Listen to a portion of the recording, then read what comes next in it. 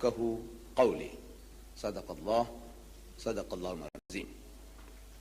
Mr. Chairman, brothers and sisters, the topic of this evening, Arabs and Israel, conflict or conciliation.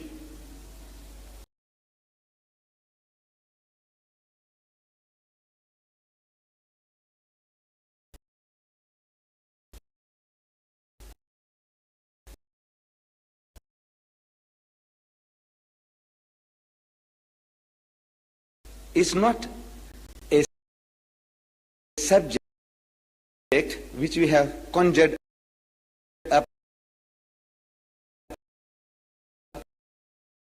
from thin air. We have had a gruesome reminder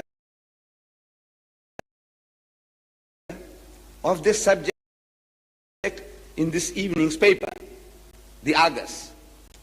Friday 13th.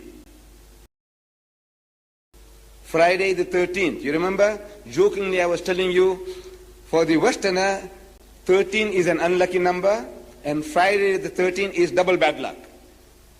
So you have Friday the 13th this evening, and you see here in the Argus, this evening's paper, Israeli hostage blitz. It says here, commandos rescue 30 passengers, kill 3 Arab guerrillas in 25-second dawn raid, and it carries on. It's an eternal reminder. It's a gruesome reminder about the problem in the Middle East between the Arabs and the Jews. Now this title also is not a title which I have thought of. Arabs and Israel, conflict or conciliation. When the Israelis, when they attacked Lebanon, in Beirut they attacked the Muslims, I think it was 1982, and they were trying to destroy every Palestinian in Beirut. You remember the occasion. Every day there was news. American cluster bombs were being used to wipe out the Palestinians once and for all, solve the problem. That's what the Jews were thinking, that by destroying these Palestinians in Beirut, they would solve the problem of the Middle East. Around that time, I get a telephone call in my office from a Professor Lawson of the Natal University. Professor of law. His name was Lawson. So he's asking, he says, look, the Israeli Consul General is invited by the Jewish students to lecture to Natal University on the problem of the Middle East. But I feel, he said, I feel that it is unfair that we only listen to one side of the story. If you would be prepared, we would like you to also be represented on the platform, present the Muslim point of view. And I am always game. There's something I just can never say no. Somebody invites me, and if I'm free, I say right. So he said, how should we advertise the topic? So I suggested that we advertise the pros and cons of Israel, which means the for and against of Israel. Very neutral subject. The pros and cons, this man, he will say in the favor of Israel, and I might have something opposite to say. Pros and cons of Israel. I say, it's a very beautiful topic. He says, I will inform the Jews and I will come back to you. I said, all right. A few days later, he phones me and he says, you know, the Jews are suggesting they are not satisfied with your topic, the way you present it. They want the subject to be Arabs and Israel, conflict or conciliation? Question mark. So I said, all right. You see, there is a catch. People generally don't see the catch. See, the Jew is very ingenious. Allah has given him a lot of intelligence. A lot more than most of us. And in the Holy Quran, I was checking up this evening, you know, Hazrat Ibrahim alayhi salam had 2 sons, Hazrat Ismail and Hazrat Ishaq. And Allah Bari Ta'ala is describing Hazrat Ismail as Ghulaman Halima. Halim means a suffering and humble person. And he describes Ishaq as Alim, very knowledgeable. Now Allah is all wise, He's omniscient, He knows. And He's describing Ismail and his children as Halim, submissive, suffering, patient, persevering. There are the children of Hazrat Ismail alayhi salam, the Arabs. And the children of Ishaq, the Jews, Alim, knowledgeable. Allah is giving, as I was telling you the other night, everybody, Allah Bari Ta'ala has given him something special. He's given something special to the Arabs, He's given something special to the Jews. So this Alim, knowledgeable people, ingenious people, they are now tying us up before we start. Conflict or conciliation? What do you want? So if we say conflict, you'll tell the audiences, you see, these people, Muslims are brawlers. They're looking for trouble. They want a conflict. We want peace, they want conflict. So from the word go, we are on the losing side in the minds of our listeners. If we say conciliation, then he says, you see, why are you throwing stones at us? Why don't you leave us alone? So it's heads I win, tails you lose. Either way, you are the loser. I said, all right, we'll accept it as they want it. You see, this game, the Jews played 2,000 years ago with Jesus Christ. Same, no difference. A very ingenious people, as I say. They came to Jesus again and again with problems. Created problems. They created the problems. They come to Jesus and they says, Master, in the Hebrew language they would say, Rabbi, Maulana Sahib, Sheikh, Ya Imam. Must we pay tribute to Caesar or not? Must we pay taxes or not? What a question to ask this messenger of God. Must we pay taxes to the government or not? See, there's a catch.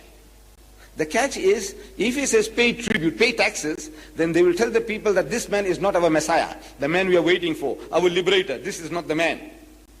Because he's a stooge of the government. He's telling us to pay taxes. So he is in trouble. Who Jesus will be in trouble. If he says don't pay taxes, then they won't pay taxes. So if the government accosts them, he says, look, our Messiah says don't pay. So either way, Jesus loses. It's heads I win, tails you lose. Beautiful, beautiful strategy. Either way, Jesus would be the loser. But Jesus is also a Jew. And also Allah has given him that intelligence. So he's asking them, where is the tribute money, the tax money? So they give him a coin.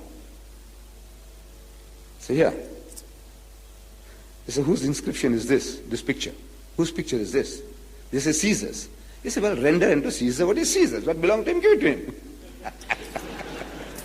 So he got out of the difficulty.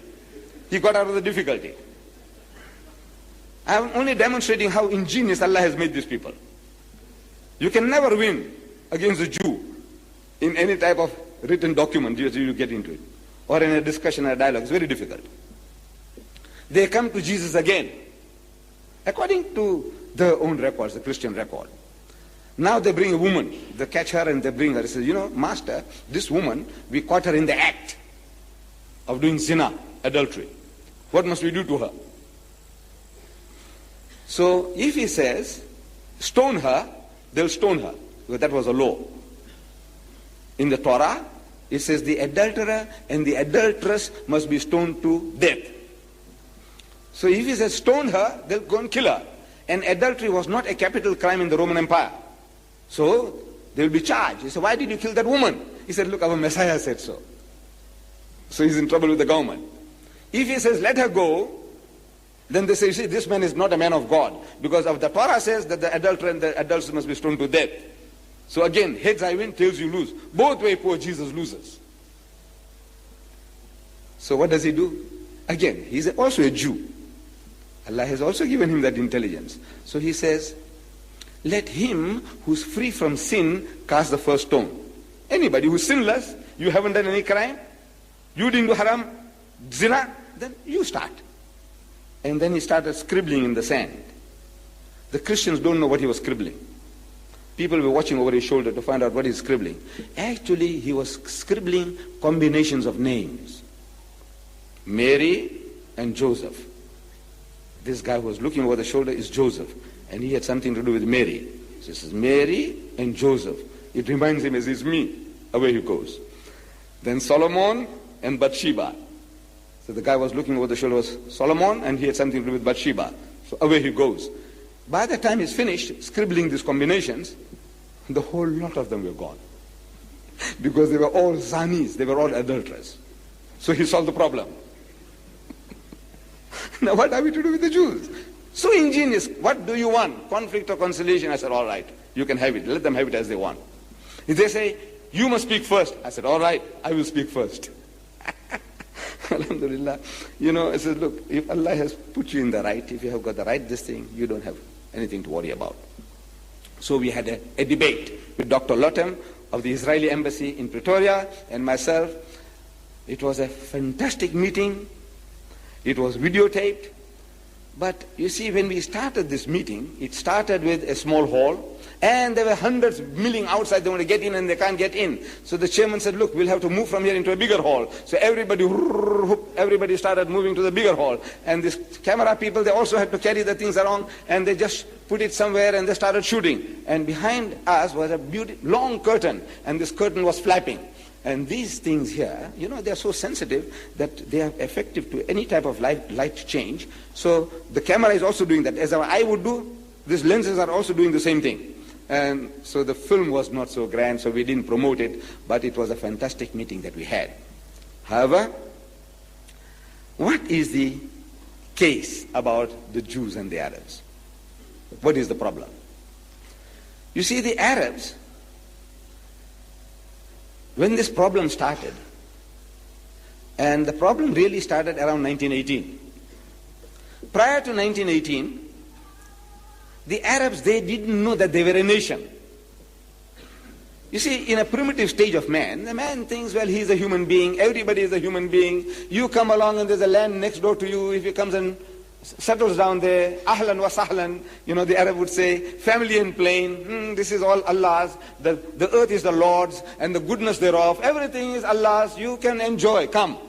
So in 1908, the Jews established Tel Aviv, one of the most important cities in Israel today is Tel Aviv. They started building Tel Aviv in 1908. What did the Arabs say? Nothing. It's our cousins, they're building a city there, let them carry on, mashallah. They're doing a good job.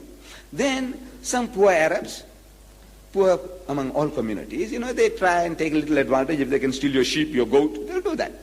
Whether he is a Hindu poor man or a Christian poor man, the poor man is always out to pinch something or the other. So if an Arab went and pinched some goats or sheep of the Jews, and the Jews had vigilantes, like you see these films, cowboys and crooks.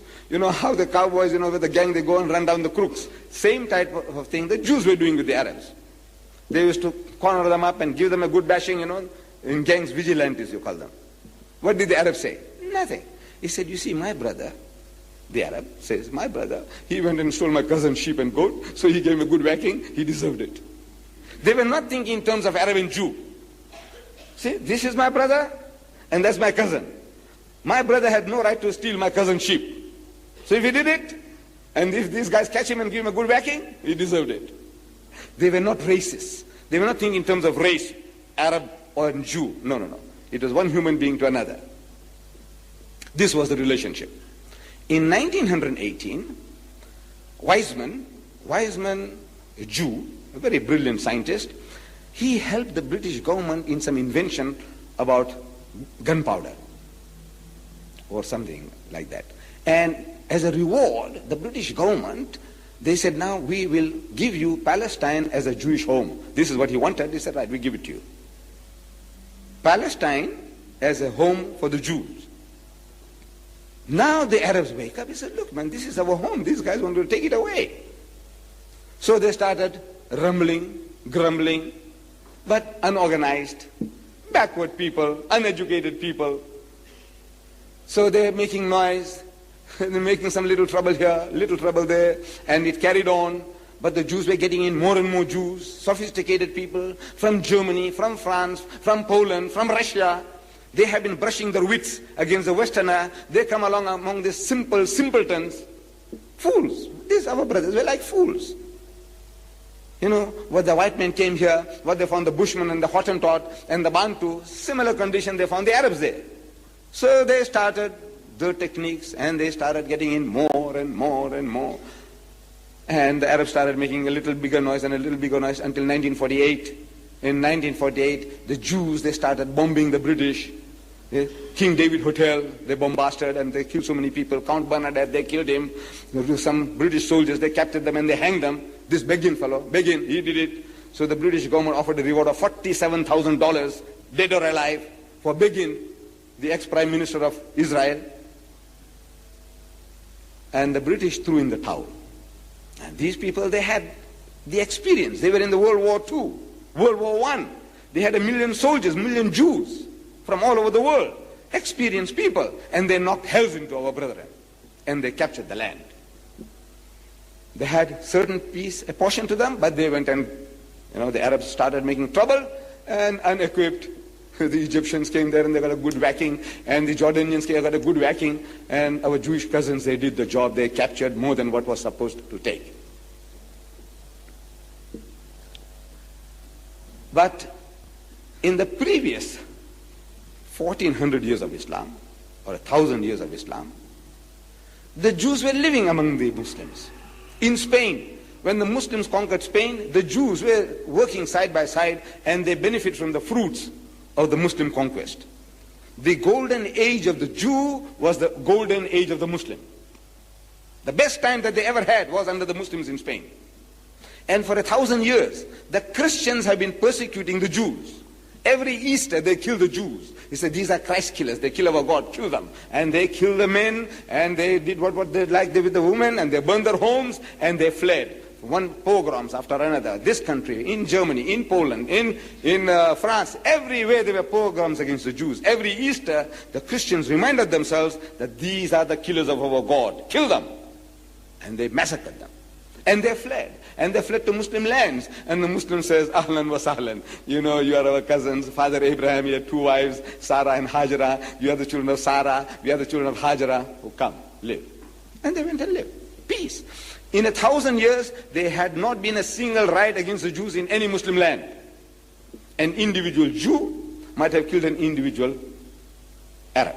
And an Arab might have killed a Jew. But as a race, as a people, kill the Jews? Never. No riot in any Muslim land in 1000 years. Trouble only starts when now they want to capture this as their own national home. They are going to rob our brethren of their heartlands, homelands. Now in 1926, a young Jew by the name of Leopold Weiss, as a reporter for a German newspaper called Frankfurter Zeitung, he visits Jerusalem, and he's a Jew. So the Jews were having a meeting with Weizmann from England. He is really the father of this Jewish state, Israel, Weizmann.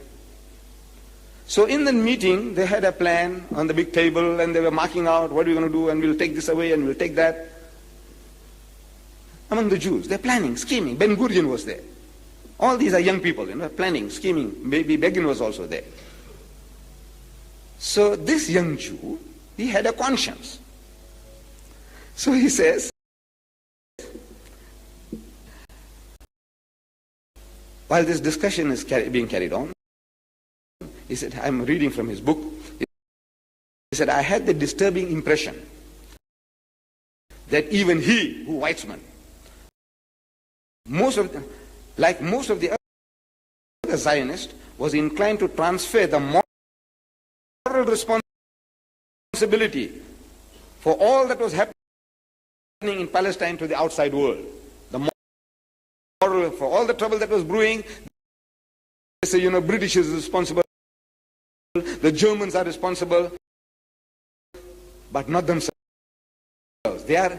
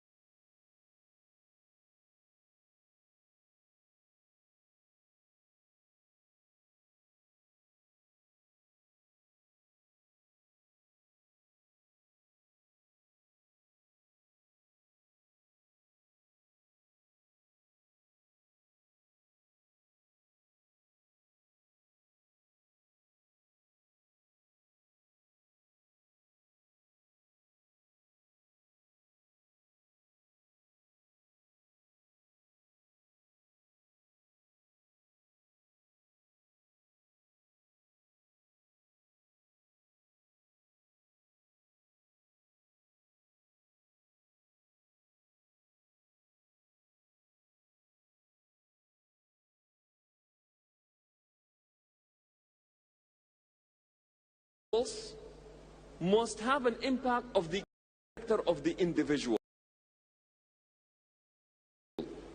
The character of the individual manifests itself when we deal with other people.